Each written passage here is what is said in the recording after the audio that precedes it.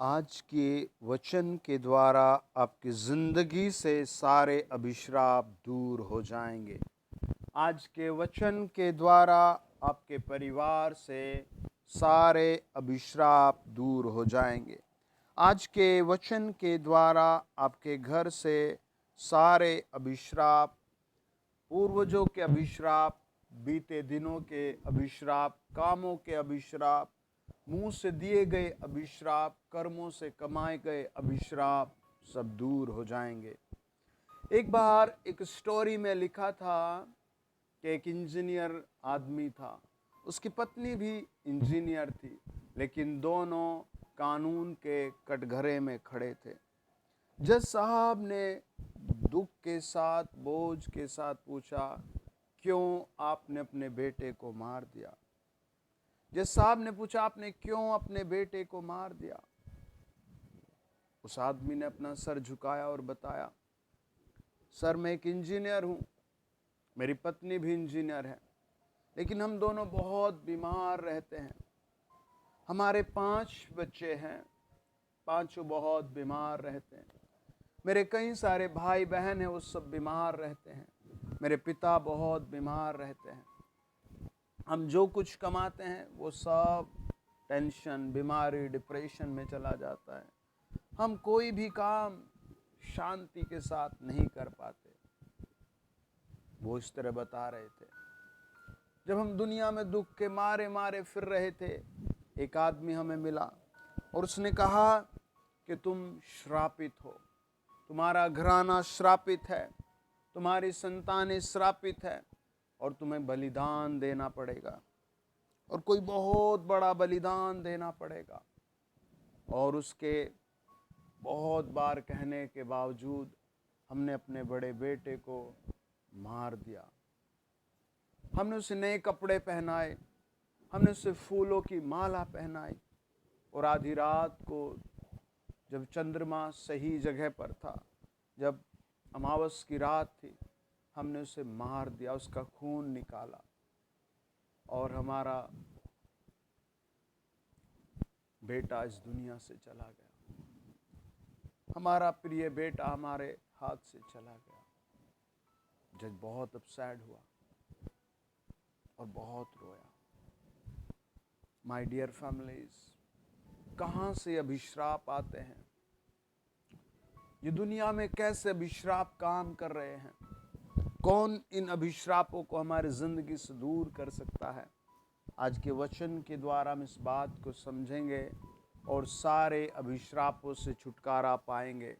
आप कमेंट्स में लिखें, मैं सारे अभिश्रापों से छुटकारा पाऊंगा। आज मेरे छुटकारे का दिन है। आमीन, आमीन। वीडियो आपको शेयर करना है, लोगों को बचाना है। मेरे साथ पढ़े व्यवस्था विवरण 27 अध्याय और उसका 15 से लेकर 26 वचन तक लिखा है, श्रापित हो वह मनुष्य जो कोई मूर्ति कारीगर से खुदवा कर या ढलवा कर निराले स्थान में स्थापन करे, क्योंकि इससे यहोवा घृणा करता है। सब लोग कहें आमीन। 16 वचन कहता है, श्रापित हो वह जो अपने पिता या माता को तुच्छ जाने, तब सब लोग कहें आमीन। श्रापित हो वह जो किसी दूसरे की सीमा को हटाए, तब सब लोग कहें आमीन। श्रापित हो वह जो अंधे को मार्ग से भटका दे, तब सब लोग कहें आमीन। श्रापित हो वह जो परदेशी या अनाथ या विधवा का न्याय बिगाड़े, तब सब लोग कहे आमीन। शापित हो वह जो अपनी सौतेली माता से कुकर्म करे, क्योंकि वह अपने पिता का ओढ़ना उघाड़ता है, तब सब लोग कहे आमीन। श्रापित हो वह जो किसी प्रकार के पशु से कुकर्म करे, तब सब लोग कहे आमीन। 22 वचन कहता है, शापित हो वह जो अपनी बहन चाहे सगी हो चाहे सौतेली से कुकर्म करे, तब सब लोग कहे आमीन। श्रापित हो वह जो अपनी सास के संग कुकर्म करे, तब सब लोग कहे आमीन। श्रापित हो वह जो किसी को छिप कर मारे, तब सब लोग कहे आमीन। श्रापित हो वह जो निर्दोष जन के मार डालने के लिए धन ले।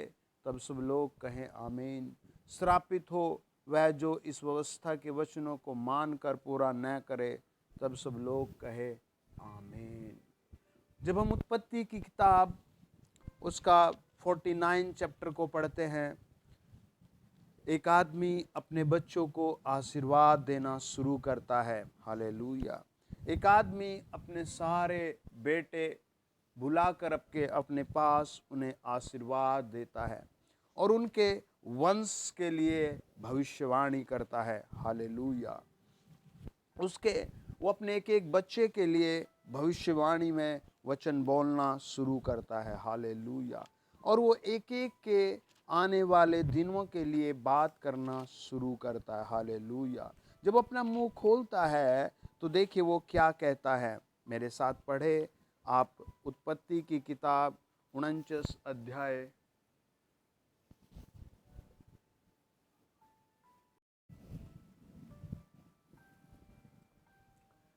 याकूब ने अपने पुत्रों को यह कहकर बुलाया, इकट्ठे हो जाओ, मैं तुमको बताऊंगा कि अंत के दिनों में तुम पर क्या क्या बीतेगा। हे याकूब के पुत्र, इकट्ठे होकर सुनो, अपने पिता इज़राइल की ओर कान लगाओ। हे रूबेन, तू मेरा जेठा, मेरा बल और मेरे पौरुष का पहला फल है। प्रतिष्ठा का उत्तम भाग और शक्ति का भी उत्तम भाग तू ही है। तू जो जल के समान उबलने वाला है, इसलिए दूसरों से श्रेष्ठ न ठहरेगा। क्योंकि तू अपने पिता की खाट पर चढ़ा, तब तूने उसको अशुद्ध किया, वह मेरे बिछोने पर चढ़ा। और सबसे पहले उसने रूबेन के विषय में बात की। रूबेन से कहा, रूबेन तू अच्छा नहीं है, तू बहुत शीघ्र गुस्सा करता है, तूने अपने पिता का बिछोना खराब किया है। कई बार लोग मस्ती में बहुत भयंकर पाप कर जाते हैं। कई बार लोग मजाक में गुनाह कर जाते हैं और उसकी सजा वो भुगतते हैं, फिर उनके बच्चे भुगतते हैं। और कई बार परिवार ऐसी दलदल में धंसे रहते हैं। रूबेन के विषय में उसने कहा, रूबेन तू तो जल के समान उबलने वाला है, तू दूसरों से श्रेष्ठ न ठहरेगा, तू दूसरों से श्रेष्ठ कभी नहीं होगा, तू किसी मामले में श्रेष्ठ नहीं होगा। वचन बताता है उसने शिमोन के विषय में कहा। 5 वचन पढ़े। शिमोन और लेवी तो भाई भाई हैं, उनकी तलवारें उपद्रव के हथियार हैं। हे मेरे जीव, उनके मर्म में न पड़। हे मेरी महिमा, उनकी सभा में मत मिल, क्योंकि उन्होंने कोप से मनुष्यों को घात किया है और अपनी ही इच्छा पर चलकर बैलों को पंगु बनाया है। धिक्कार उनके कोप को जो प्रचंड था और उनके रोष को जो निर्दय था। मैं याकूब में अलग अलग और इज़राइल में तितर बितर कर दूंगा। वचन बताता है लेवी और शिमोन वाज यंग बॉय, और वो जवान थे, उनके पास तलवार थी, उनके पास पौरुष था, लेकिन भविष्यवाणी उनके खिलाफ आती है। भविष्यवाणी उनके फ्यूचर में उनके मारे की आती है। कौन भविष्यवाणी कर रहा? उनका पिता। कौन उनके भविष्य को निर्धारित कर रहा? उनका पिता, जो उन्होंने अपने पिता के सामने कुकर्म किए, उनको वो नोट करके उन्हें आशीष दे रहा है या श्राप दे रहा है, उनका भविष्य बता रहा है। वो बोल कर कह रहा है, my dear families, my dear members, my dear partners, my dear brothers, listen carefully, lord loves you. प्रभु यीशु मसीह आपसे प्यार करता है, आपको हर कर्ज से, हर अभिश्राप से आज़ाद करेगा। आपको वचन को फॉलो करना है। वचन बताता है रूबेन से उसने कहा, तू किसी से भी श्रेष्ठ नहीं होगा। लेवी और सिमोन से कहा, तुम तितर भीतर हो जाओगे। 8 वचन कहता है, हे यहूदा, तेरे भाई तेरा धन्यवाद करेंगे, तेरा हाथ तेरे शत्रुओं की गर्दन पर पड़ेगा। तेरे पिता के पुत्र तुझे दंडवत करेंगे। यहूदा सिंह का बच्चा है। हे मेरे पुत्र, तू अहेर करके गुफाओं में गया है। वह सिंह अथवा सिंहनी के समान दबकर बैठ गया, फिर कौन उसको छेड़ेगा? जब तक सीलो न आए तब तक न तो यहूदा से राजधन छूटेगा, न उसके वंश से व्यवस्था देने वाला अलग होगा, और राज्य राज्य के लोग उसके अधीन हो जाएंगे। वह अपने जवान गधे की दाखलता में और अपनी गधी के बच्चों को उत्तम जाति की दाखलता में बांधा करेगा। उसने अपने वस्त्र दाख मधु में और अपना पहरावा दाखों के रस में धोया है। उसकी आंखें दाख मधु से चमकीली और उसके दांत दूध से श्वेत होंगे। परमेश्वर का वचन बताता है, जब वो यहूदा को देखता है, वो यहूदा से हैप्पी हो जाता है। वो यहूदा के भविष्य को देखता है, वो उसके बीते हुए समय को देखता है, वो यहूदा के वर्तमान को देखता है और उससे कहता है, यहूदा तू तो जवान शेर है, तेरी तो आंखें चमकती रहेंगी। वाई? हालेलुया। क्यों? हालेलुया। वो यहूदा के लिए भारी आशीष से भरी भविष्यवाणी करता है। उसके जीवन को एक समतुल्य, एक ऊंचे लंबवर्त पेड़ के समान कर देता है। हालेलुया। वचन बताता है यहूदा सिंह का बच्चा है। Praise the Lord. हालेलुया। वो कहता है राजदंड छुड़ाएगा। हालेलुया। तेरे कुल में याजक और पास्टर होंगे। हालेलुया। वो कहता है राज्य राज्य के लोग तुझे दंडवत करेंगे। हालेलुया। और तू दाख मधु। हालेलुया। तेरा बिजनेस टॉप रहेगा। हालेलुया। तेरे घर में अधिकारी रहेंगे। आमीन। वचन बताता है जबूलून के विषय में जब वो बातें करता है, 13 वचन पढ़े। जबूलून समुद्र के तीर पर निवास करेगा, वह जहाजों के लिए बंदरगाह का काम देगा, और उसका परला भाग सीदोन के निकट पहुंचेगा। इश्शाकार एक बलवंत गधा है जो पशुओं के बाड़ों के बीच में दबका रहता है। उसने एक विश्राम स्थान देखकर कि अच्छा है और एक देश की मनोहर है, अपने कंधे को बोझ उठाने के लिए झुकाया और बेगारी में दास का सा काम करने लगा। और इश्शाकार से उसने कहा, और जबूलून से कहा, जबूलून तू तो नेवी में अधिकारी होगा, तू तो बंदरगाहों पर रहेगा। हालेलुया। और उसने कहा इश्शाकार तू तो बलवंत होगा, पर तू गधे के समान काम करेगा, तू हमेशा बोझ में दबा रहेगा। आज बहुत परिवार पैसा कमाते हैं, बहुत सारे जगह जगह उनकी ज़मीन होती है, दुकान होती है, जगह जगह उनसे पैसा आता है। एक फैमिली से हम मिले, आई जस्ट लुक अप, मैंने तो उससे देखा नजरें उठाकर, और वो दुष्ट आत्मा चिल्लाई और उसने कहा मैं इसको इसके पति से कभी मिलने नहीं दूंगी। मैंने कहा क्यों? उसने कहा तुझे पता है? मैंने कहा नहीं पता। उसने कहा तू परमेश्वर का दास है, तुझे पता है? मैंने कहा नहीं पता।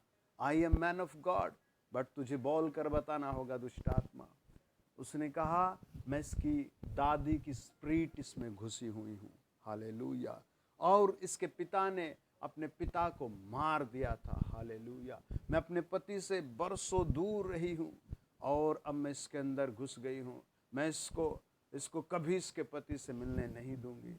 और फिर हम दुआ करने लगे। उसके परिवार ने बताया इसका पति बहुत दूर जॉब करता है, कुछ मिनट के लिए आता है फिर भागता है, बीमार रहता है, ये दवाइयों में रहती है, और इस तरह वो बहुत रोए।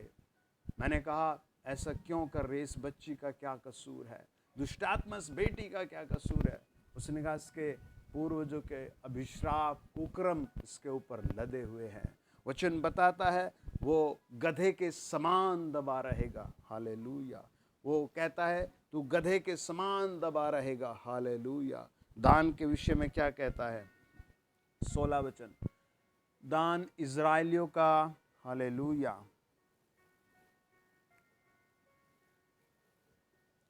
दान इज़राइल का एक गोत्र होकर अपने जाति भाइयों का न्याय करेगा। Praise the Lord. दान मार्ग में का एक सांप और रास्ते में का एक नाग होगा जो घोड़े की नली को डसता है, जिससे उसका सवार पछाड़ खाकर गिर पड़ता है।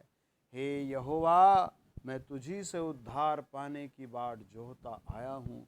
गाद पर एक दल चढ़ाई तो करेगा, पर वह उसी दल के पिछले भाग पर छापा मारेगा। आसेर से जो अन्न उत्पन्न होगा वह उत्तम होगा, और वह राजा के योग्य स्वादिष्ट भोजन दिया करेगा। नप्तलैन एक छूटी हुई हिरणी है, वह सुंदर बातें बोलता है। यूसुफ एक फलवंत लता की एक शाखा है, वह सोते के पास लगी हुई फलवंत लता की एक शाखा है। उसकी डालियां भीतर से भीत पर से चढ़कर फैल जाती हैं। Praise the Lord. और वो इस तरह अपने सारे बच्चों को आशीष और श्राप देता है। आज दुनिया में अब देखो, लोग नशे से आज़ाद नहीं हो रहे। वो चाहते हैं, जो अपनी दशा को देखते हैं, वो चाहते हैं कि हम नशे से छूट जाएं। लेकिन एक माँ कह रही थी, मैंने अपने बच्चे को हमेशा ऐसी संगति से दूर रखा है, मैंने कभी इसे नशे की किताबें, नशे की चीज़ें पढ़ने भी नहीं दी। लेकिन आज ये बहुत दुख की बात है कि मेरे दोनों बेटे बहुत भारी नशा करते हैं। इनका पिता भी नशा करता है, दोनों बेटे मेरे नशा करते हैं। इनकी बहुएं बहुत परेशान हैं। हम रात को खाना नहीं खा पाते, हम रोज विलाप करते हैं, और यह अभिश्राप हम पर कहाँ से पड़ गया। आपके ऊपर चाहे नशे का अभिश्राप है, आपके बच्चे सेटल नहीं हो रहे हैं। बाइबल कहती है, मत्ती रचित सुसमाचार, प्रभु यीशु का वचन कहता है 11 अध्याय 28 वचन, ऐ बोझ से दबे लोगो, ऐ बोझ से थके लोगो, मेरे पास आओ, मैं तुम्हें विश्राम दूंगा। हालेलुया। प्रभु पुकारता है और कहता है, बोझ से दबे लोगो, मेरे पास आओ, मैं तुम्हें विश्राम दूंगा।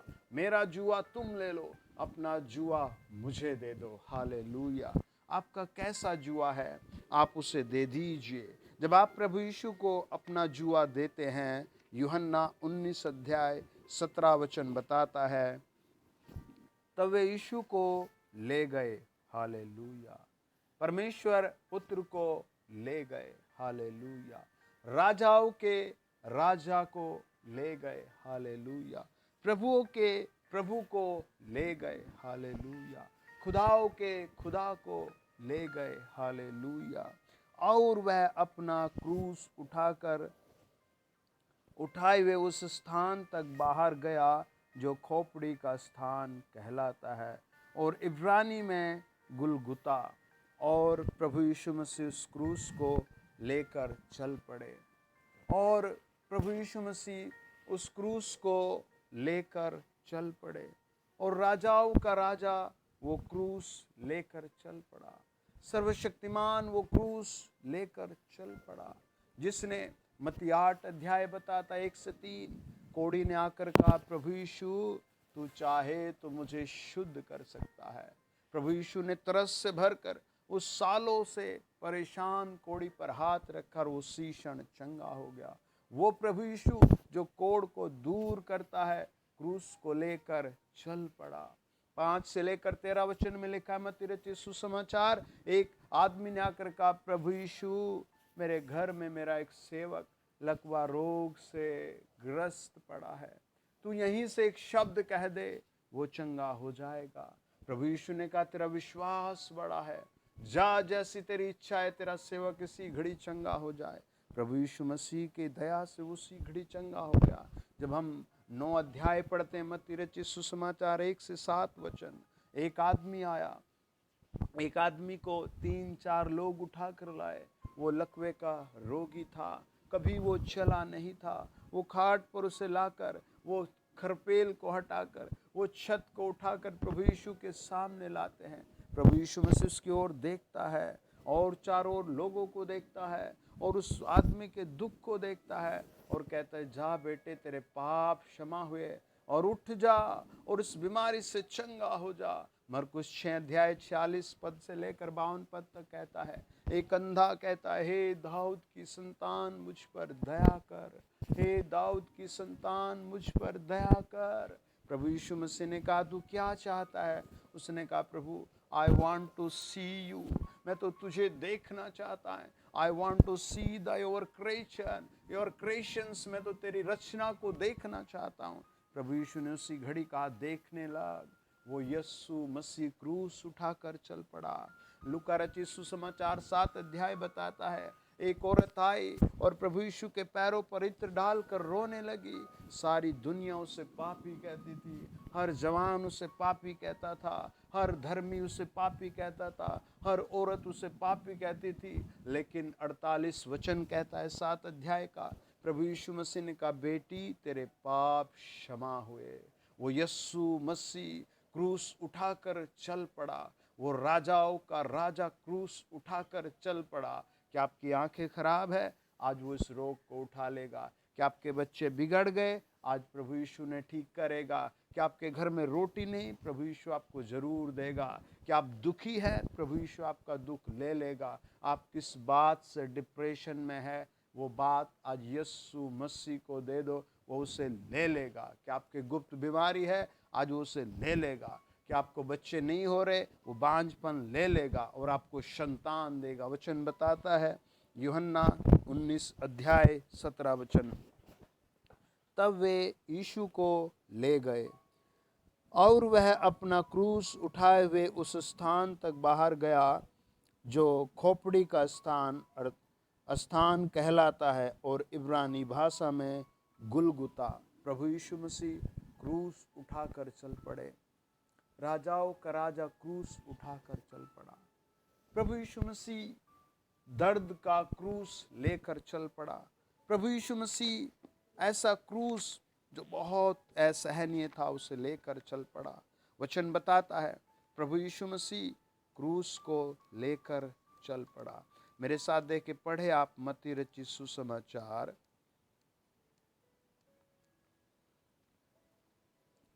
और उसका 26 अध्याय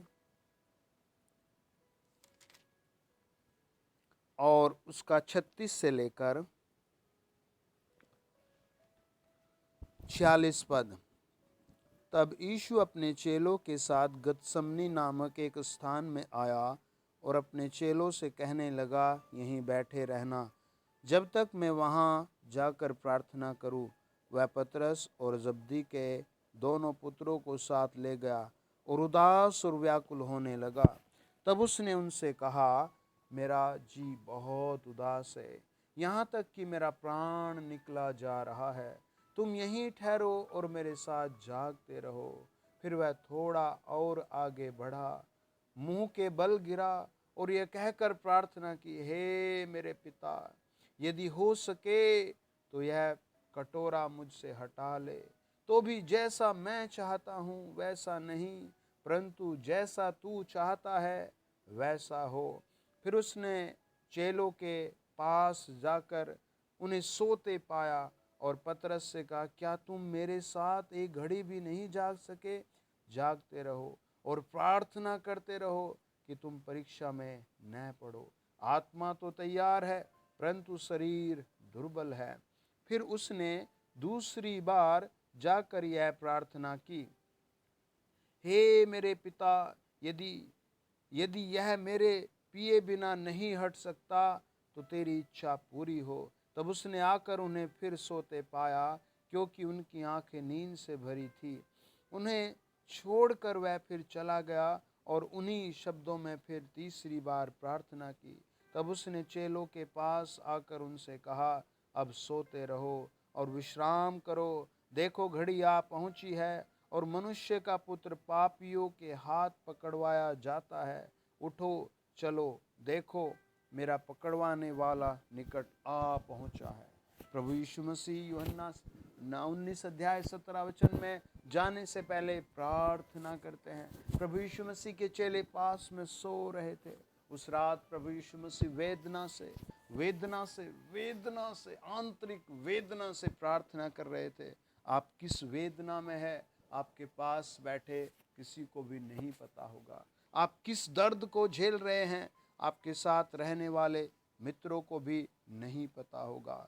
वचन बताता है, जब हम मरकुस 14 अध्याय उसके 32 पद में पढ़ते हैं, फिर वे गतसमनी नामक एक जगह में आए और उसने अपने चेलों से कहा, यहीं बैठे रहो जब तक मैं प्रार्थना करूं। और वह पतरस और याकूब और यूहन्ना को अपने साथ ले गया और बहुत ही अधीर और व्याकुल होने लगा और उनसे कहा, मेरा मन बहुत उदास है, यहाँ तक कि मैं मरने पर हूँ। तुम यहीं ठहरो और जागते रहो। फिर वह थोड़ा आगे बढ़ा और भूमि पर गिरकर प्रार्थना करने लगा, और यदि हो सके तो यह घड़ी मुझ पर से टल जाए।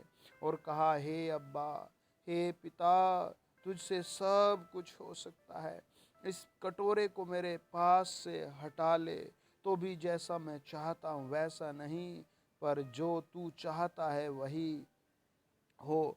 फिर वह आया और उन्हें सोते पाकर पतरस से कहा, हे शमौन, तू सो रहा है, क्या तू एक घड़ी भी न जाग सका? जागते और प्रार्थना करते रहो कि तुम परीक्षा में न पड़ो। आत्मा तो तैयार है पर शरीर दुर्बल है।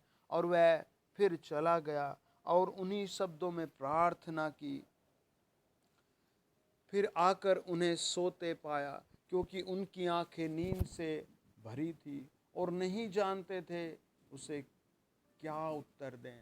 फिर तीसरी बार आकर उसने कहा, अब सोते रहो और विश्राम करो, बस घड़ी आ पहुंची है। देखो, मनुष्य का पुत्र पापियों के हाथ पकड़वाया जाता है।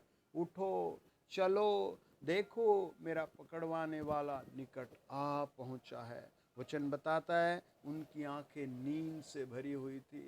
प्रभु यीशु मसीह कह रहा था, हे अब्बा, हे पिता, ये घड़ी हटा दे। लेकिन चेले नींद से भरी हुई आंखों से, माय डियर फैमिली, यूहन्ना 19 अध्याय 17 वचन कहता है, प्रभु यीशु मसीह क्रूस उठाकर चल पड़ा। उसने परवाह नहीं किया मैं राजा हूँ, उसने परवाह नहीं किया मैं सुपर पावर, उसने परवाह नहीं किया, वो क्रूस उठाकर चल पड़ा। लोग आपकी परवाह नहीं करते, आप क्रूस उठाकर चले। आप अपने श्रापों से आज छुटकारा पाने के लिए प्रार्थना करें, परमेश्वर आपको छुटकारा देगा, आपको हर तरीके का छुटकारा देगा, आपको हर भटकाव से बचाएगा। एक परिवार था, हालेलुया, वो बेचारा बहुत सक्सेस की खोज में था, हालेलुया, और उनके पास दुनिया में दिखाने के लिए कई तरह की सक्सेस थी, हालेलुया। उनके पास काफ़ी ज़मीन थी, हालेलुया। उनके पास कई सारे घोड़े थे, हालेलुया। कई सारे गधे और बैल थे, हालेलुया। और सब उनको देखकर बहुत आनंदित होते थे।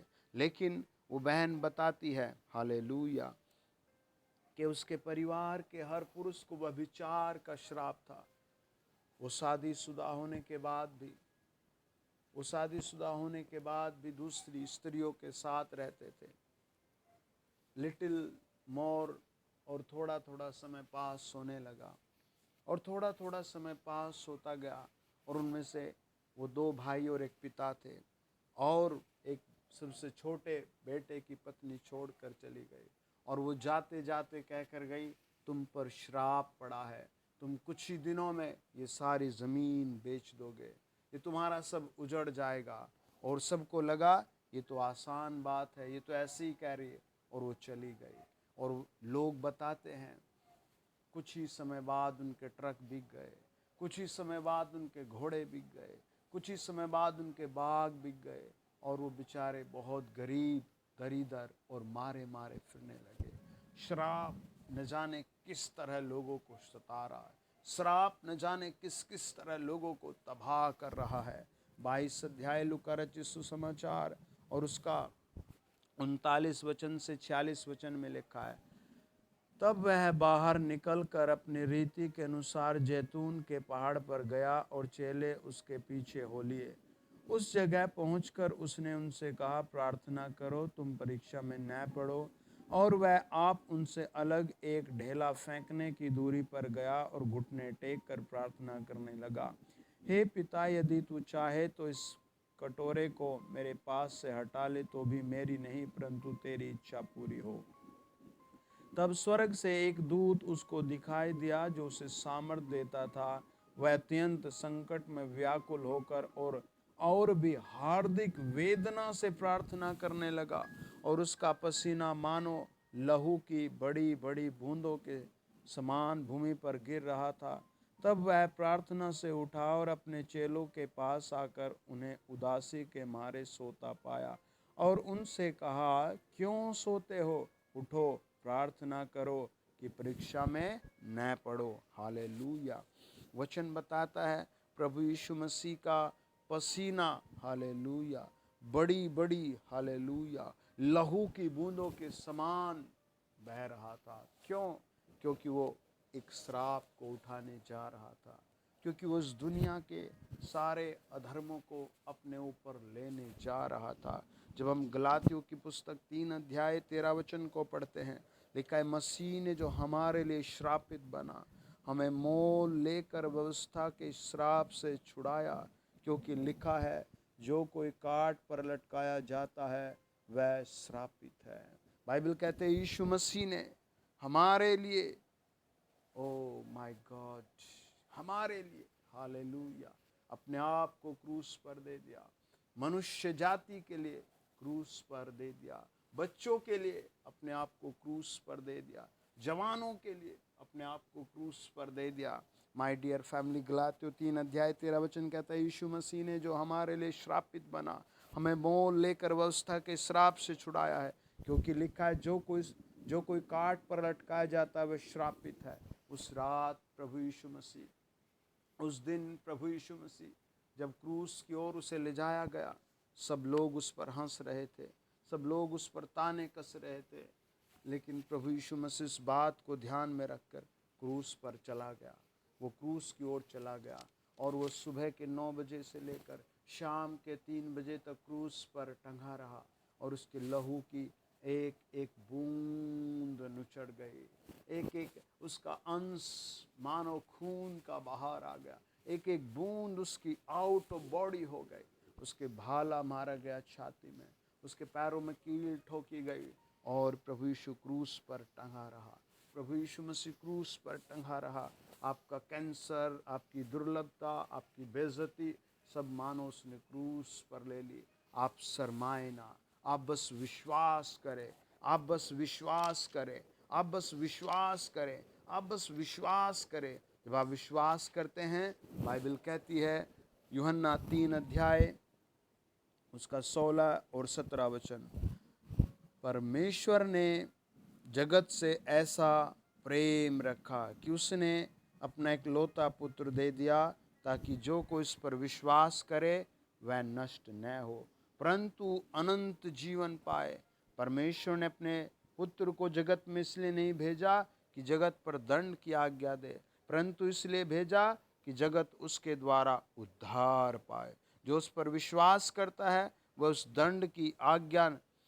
उस पर दंड की आज्ञा नहीं होती, परंतु जो उस पर विश्वास नहीं करता वह दोषी ठहर चुका है, इसीलिए कि उसने परमेश्वर के इकलौते पुत्र के नाम पर विश्वास नहीं किया। और दंड की आज्ञा का कारण यह है कि ज्योति जगत में आई है और मनुष्यों ने अंधकार को ज्योति से अधिक प्रिय जाना है, क्योंकि उनके काम बुरे थे। आज आप बस अपना दिल खोल कर कहें, प्रभु यीशु मैं तेरी संतान हूँ, प्रभु यीशु मसीह मैं तेरा बेटा हूँ, प्रभु यीशु मसीह मैं तुझ पर विश्वास करता हूँ, तू मारा गया, गाड़ा गया और तीसरे दिन जी उठा, मैं विश्वास करता हूँ आज आपकी ज़िंदगी में प्रभु बड़ा काम करेगा। आइए प्रार्थना करें। हालेलुया। आदरणीय प्रभु यीशु मसीह, हम आपके कलवरी खून के द्वारा एक एक परिवार को आपके चरणों में लाते हैं। माय डियर फैमिली, अगर आपके घर में कोई बीमार है, दुष्टात्मा ग्रस्त है, आप उस पर हाथ रखें। अगर आपकी नौकरी नहीं लग रही तो आप उन कागज़ों पर हाथ रखें। महाराजा धीराज, आउट की जाए इनकी बीमारियाँ, प्रभु आउट किए जाएं सारे के सारे ऐसे कारण जिनके कारण ये शांति नहीं पा रहे।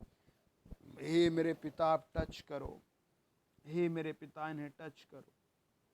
हर एक दुष्ट आत्मा आउट की जाए, हर एक बीमारी आउट की जाए, हर एक अंधकार की शक्ति आउट की जाए, हर एक दुष्ट आत्मा आउट की जाए। यहोवा की ताकत से, यहोवा के प्रेम से, यहोवा के रहम से, यहोवा के अनुग्रह से आउट हो जाए, आउट आउट आउट हो जाए। प्रभु टच करो मेरे पिता, अपने बच्चों को टच करो, अपनी बेटियों को टच करो, इनके फ्यूचर को टच करो, इनकी लाइफ को टच करो, इनके घर को टच करो, इनके एक एक मटेरियल को टच करो। यहोवा रबाशना टच करो, आउट हो जाए इन द नेम ऑफ जीसस। पवित्र आत्मा जी, आप एक एक फैमिली को छू कर ब्लेस करो, एक एक जवान को छू कर ब्लेस करो, इनके बिजनेसों को ब्लेस करो, इनकी नौकरियों को ब्लेस करो, इनकी फैमिलियों को ब्लेस करो। ये पाप से दूर रह सके, ये बुरे बुरे नशों से दूर रह सके, ये दूर रह सके उन सारी चीज़ों से जो आज प्राणों को, देह को, आत्माओं को मार रही है। ये उन सारी जादू टोनों से दूर रह सके जो आज लोगों को निर्दय कर रहा है। वो आत्मा आउट करो प्रभु यीशु नाम में, आउट हो जाए, यीशु नाम में आउट हो जाए। पवित्र आत्मा जी ने नया जीवन दीजिए। आप सब अपने बीमारों पर, अपने कागजों पर हाथ रख कर कहें, प्रभु मेरे लिए नया काम करो। प्रभु ये 2023 मेरे लिए नया हो जाए। प्रभु ये आने वाला साल मेरे लिए नया हो जाए। प्रभु यीशु मसीह मेरे हालात बदल दे। प्रभु मेरे हालात बदल दे, यीशु नाम में आउट हो जाए। प्रभु आज घर टूट रहे हैं, मकान बन रहे हैं, हमारी प्रार्थना इनके घर बने, इनकी फैमिलीज बने in the name of Jesus. Families बने in the name of Jesus. ये स्वर्ग प्राप्त करे in the name of Jesus. ये स्वर्ग प्राप्त करे in the name of Jesus. ये स्वर्ग प्राप्त करे। प्रभु आज बहुत माता पिता अपने बच्चों से अलग है, बच्चे बात नहीं करते, वो स्पिरिट आउट हो जाए जो बच्चों को अलग रखती है। माता पिता के साथ रह सके, एक टेबल पर खाना खा सके। गुस्से की आत्मा आउट हो जाए, लड़ाई की आत्मा आउट हो जाए, जलेवे की आत्मा आउट हो जाए इन the name of Jesus. Holi ghost इनकी ज़िंदगी में नया काम करो। रे बा ला बा शा, रेमा वर्ड काम करे इनके लिए, रेमा वर्ड काम करे इनके लिए। एक एंजल जाए, जिब्राइल जाए, मिकाइल जाए, इनके लिए काम करे, इनकी बिजनेस को टच करे, इनकी नौकरियों को टच करे in the name of Jesus. Touch touch touch touch touch करे, होली गोस्ट टच करे। जो अशुद्ध चीज़ें खाते हैं, जो अशुद्ध चीज़ें खाते हैं, वो अशुद्ध चीज़ों से आज़ाद हो जाए। जो अशुद्ध कपड़े पहनते हैं, वो अशुद्ध कपड़ों से आज़ाद हो जाए। जो रात भर मोबाइल पर लगे रहते हैं, अपने पति को छोड़कर दूसरों से बात करते हैं, जो अपनी पत्नियों को छोड़कर दूसरों से बात करते, वो आत्मा डिसबैलेंस हो जाए, उनकी ज़िंदगी से कट जाए वो आत्मा। Hallelujah hallelujah hallelujah. जो शादियां नहीं होने दे रही, जो बच्चों को सफल नहीं होने दे रही, वो आत्मा डिसबैलेंस हो जाए, वो आत्मा इनकी लाइफ से डिसबैलेंस हो जाए। मेरे हर सुनने वाले की, हर सब्सक्राइबर की लाइफ से वो आत्मा डिसबैलेंस हो जाए, रिन्यू हो जाए, वो आत्मा रिन्यू हो जाए, वो आत्मा रिन्यू हो जाए, वो हैबिट रिन्यू हो जाए, वो हैबिट रिन्यू हो जाए, वो आत्मा रिन्यू हो जाए। पवित्र आत्मा touch touch touch touch touch touch touch touch touch touch touch touch touch touch touch हो जाए, टच हो जाए, टच हो जाए, टच हो जाए, आउट हो जाए। प्रभु रिन्यू करो। पिता पुत्र प्रभु यीशु, हम तेरा ब्लड लगाते हैं, एक एक परिवार पर हम यीशु का मेमने का लहू लगाते हैं, वो पवित्र मेमने का लहू लगाते हैं, वो बर्रे का लहू लगाते हैं, वो पवित्र यीशु का लहू लगाते हैं और कहते हैं होली गोस्ट फायर करो, होली गोस्ट फायर करो। बर्रे का लहू लगाते और कहते हैं फायर करो। जिनके काम नहीं खुल रहे उन पर हम यीशु का लहू लगाते हैं और कहते हैं यीशु नाम में आज़ाद हो जाए। धन्यवाद प्रार्थना प्रभु यीशु नाम में, आमीन। डियर फैमिली, कमेंट बॉक्स में हमारा व्हाट्सएप नंबर है, आप अपनी गवाही ज़रूर शेयर करें। मैं आत्मा में बहुत भारी तरीके से फील कर रहा हूँ, परमेश्वर ने एक एक जन को, एक एक फैमिली को एक नेक्स्ट लेवल के लिए तैयार किया है। आप अपनी गवाही ज़रूर भेजें। आज के बाद आप पर कोई क्रस, कोई भी श्राप, कोई अभिश्राप नहीं रहेगा। प्रभु यीशु मसीह के लहू में आप सुरक्षित हैं और शुद्ध हैं। आप बड़ी बड़ी सफलता, बरकतें पाएंगे। आमीन। God bless you. आमीन। आपके लिए घोषणा कर रहा हूँ। आमीन आमीन।